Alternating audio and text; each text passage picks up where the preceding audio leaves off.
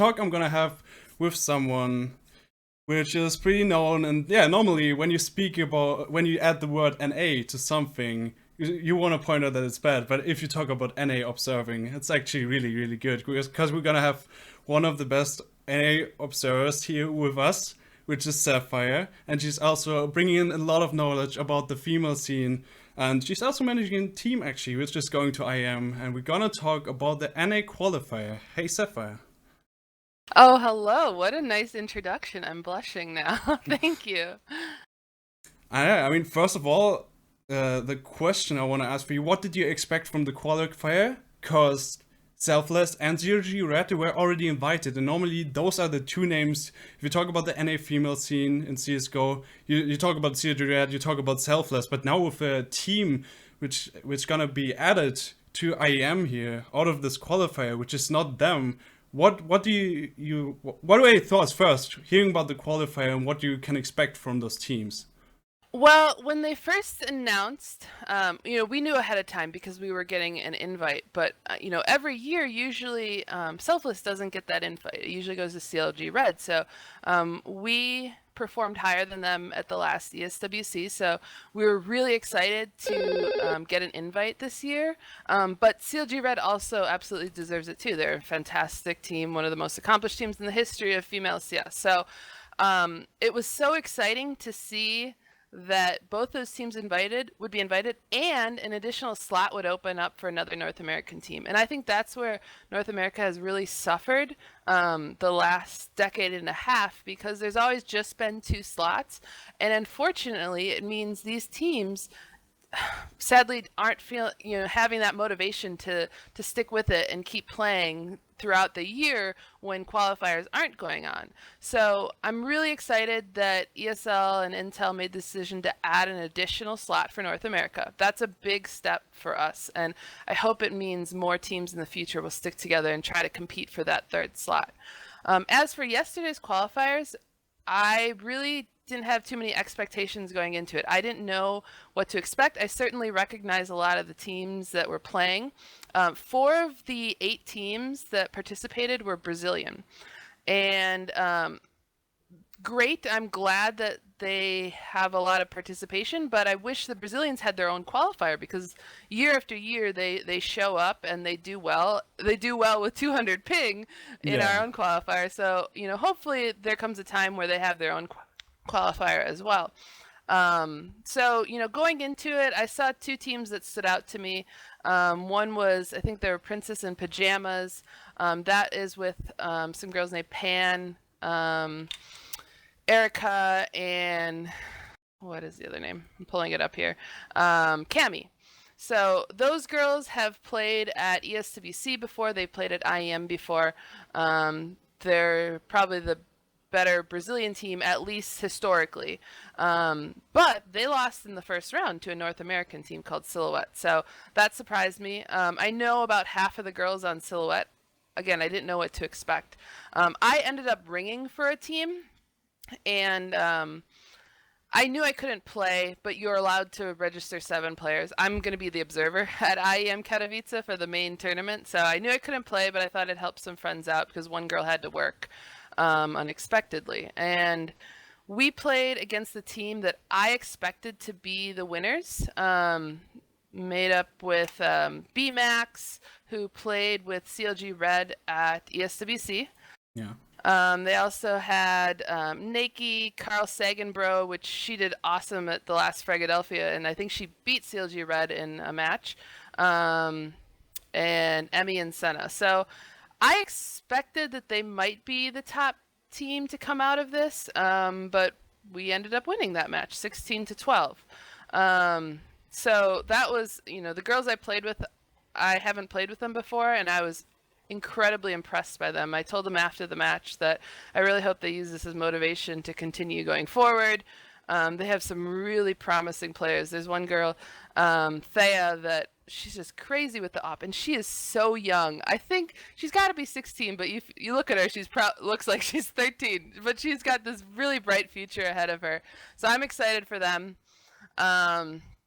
And so we ended up losing to one of the Brazilian teams in the semifinals. They went on to the finals and played against Silhouette. and Silhouette came out of that winning 2-0. So I'm so excited for them. You know, one girl, her name's Promise on the team, and we speaking of Selfless Gaming, we did a fan meet and greet about a half year ago, and we met Promise there, and she came up to us and she was so kind, and she's like, oh my gosh, I'm a big fan, and we actually signed a jersey and gave it to her, and we have this picture, and she framed that jersey and the picture. I thought it was adorable, and now here she is a couple months later. You know, she just practiced her heart out, and now she's going to play in the qualifier against us, or sorry, in the finals against us at Katowice. So I thought that was pretty awesome. Yeah, so that's what happened yesterday. Sorry, I was very long-winded, but Yeah. it was really exciting. Yeah, I mean, I can just give my opinion to it. I was like, first of all, I was like, okay, NA qualifier. I mean, overall, looking at the scene, I would say European scene, they have more teams which could like be stronger. But then again, yeah, this is a chance for those NA teams, and that's actually what you're telling me right now. That's really exciting to hear that there are those teams actually, or players no one heard about, because of course normally it only was about Selfless and CLG Red. So it seems like to be a chance for those teams to show off some players. There's seem to be talented players, as you say, and I mean for the future, if there are like more team, like more of those events where you need to qualify for Copenhagen Games, of course, there every team can go there, for example. But yeah, like let's say EWC also gonna have a third NA slot. Do you think this could like support the NA teams in general, or the potential of those players, and like give the NA female team a bit more options, or a bit more teams who try to like practice more, to try to like get motivated, and could even match up with Selfless, CLG Red, and also the European teams coming to IM, for example? What do you think about that?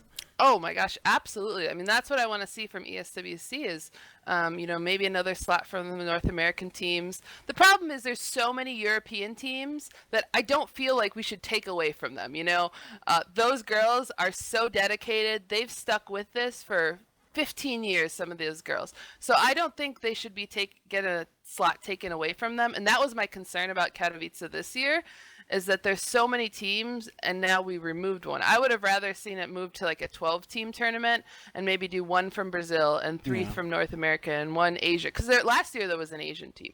So I think that would have been a better way to doing it. That being said, you know, ESWC, I'd love to see a North American slot, and Selfless is the perfect example, I think, of why that should be done, because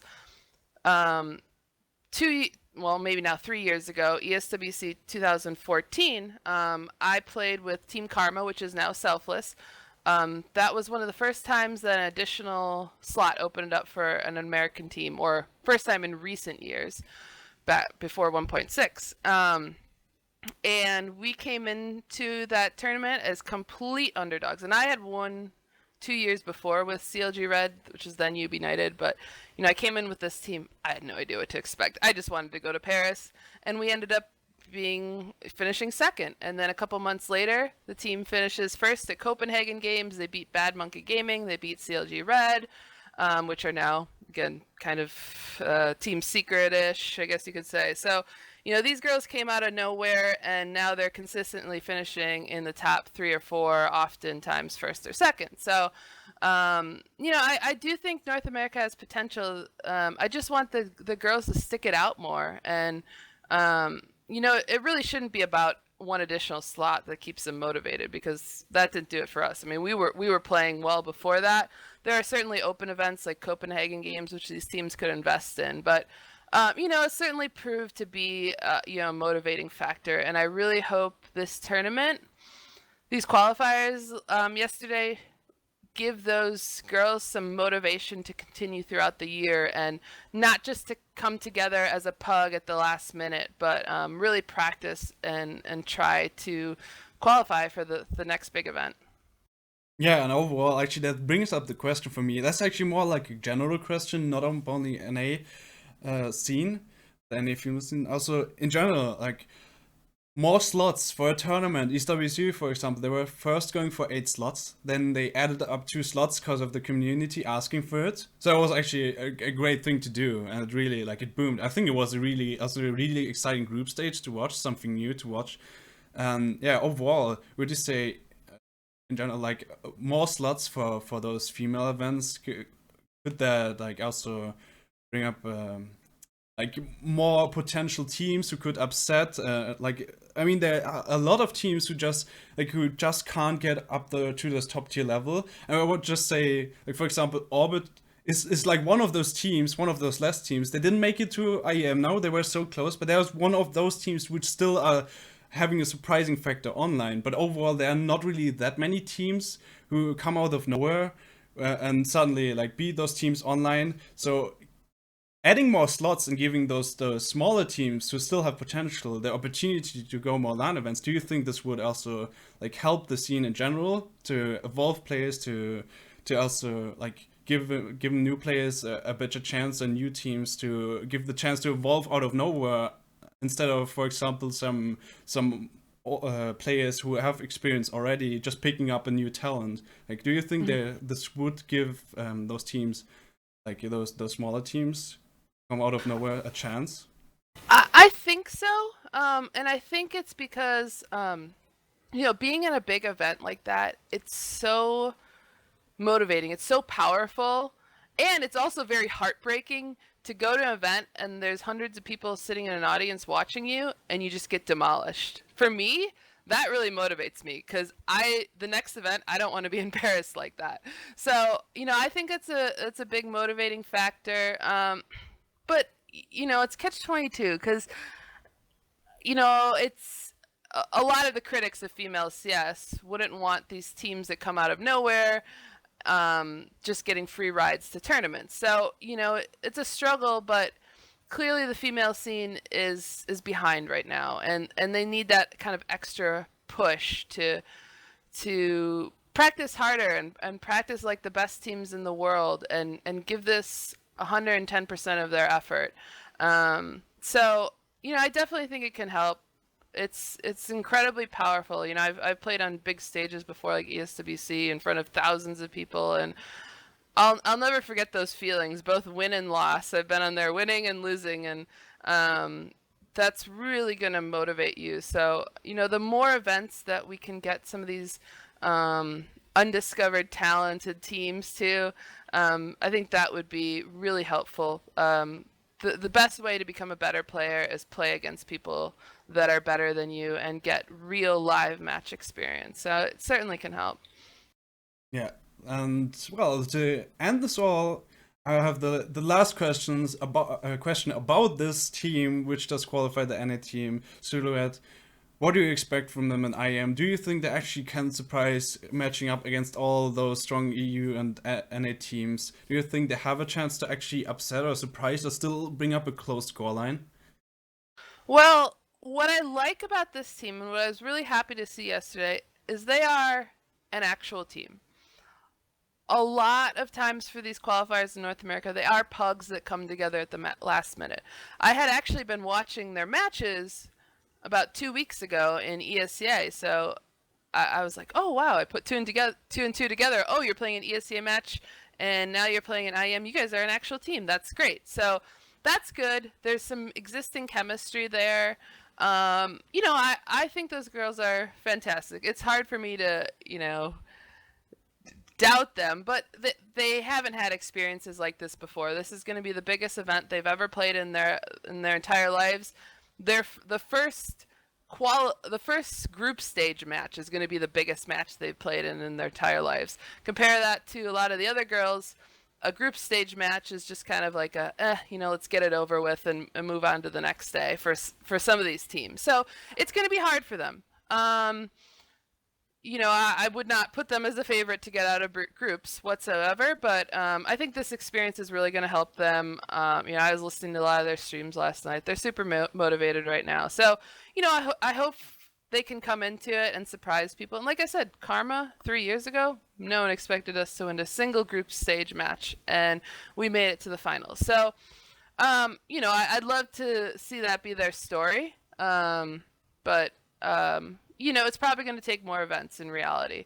But this is absolutely a fantastic stepping stone for them. Yeah, definitely. And well, with this, I think we can end the interview. Thank you very much for your time. And I would say we can definitely be